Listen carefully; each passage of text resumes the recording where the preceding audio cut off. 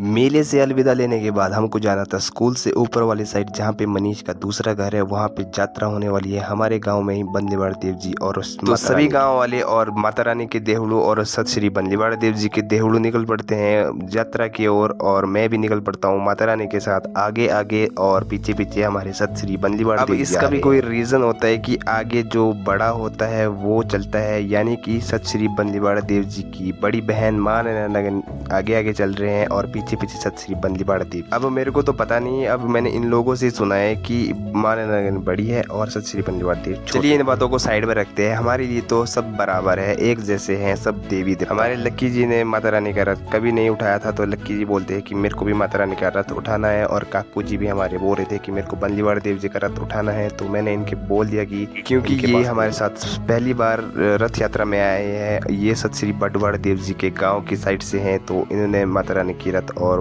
बंदीवाड़ देव जी का रथ पहली बार। जैसे हम यहाँ पे पहुँचते हैं तो सबसे पहले माता रानी को हार चढ़ाए जाते हैं और उसके बाद थाल दी जाती है और उसके बाद माता रानी को अपने रूप में बुलाया जाता है और सभी लोगों को आशीर्वाद देने के बाद। और यहाँ पहुँचते पहुँचते हल्की हल्की बारिश भी लग रही थी और पीछे इतना सुंदर रेनबो बन रहा था कि क्या। मेरे फोन की क्लियरिटी इतनी अच्छी नहीं है और मेरे को जो आंखों से दिख रहा है वो आपको फोन पे नहीं दिख रहा होगा। चलिए जब तक फोन आएगा तब तक के लिए आप इसी से काम चला लीजिए। आपको यहाँ की लोकेशन बताता हूँ, वहाँ पे मेला हुआ था और ये रहा मां नगन का मंदिर, जो कि बहुत ही। उसके बाद यहाँ पे मां नगन के रथ को और सत श्री बंदीवाड़ देव श्रीकल महाराज जी के रथ को नचाया जाता है। थोड़ी देर सुंदर नृत्य कराने के बाद यहाँ पे हल्की हल्की बारिश भी लग रही थी और हमारे बजंत्री भाई लोग भी थोड़ा सा डांस करते हैं और थोड़ा सा नृत्य कराने के बाद उसके बाद पहले मां नगन का रथ को अंदर बिठाया दिया जाता है और उसके बाद सत श्री बंदीवाड़ देव जी के रथ को भी आराम से अंदर ले जाया जाता है। तो जब भी सत श्री बंदीवाड़ देव और मां नगन को रथ को उठाया जाता है और बिठाया जाता है तो ढोल नगाड़े और करनाल नरसिंगे सब लोग बजाते हैं और उसके बाद ही रथ को बिठाने के बाद यहाँ पे जोत जलाई जाती है माता रानी के नाम पे और सत श्री बंदीवाड़ देव जी के नाम पे भी।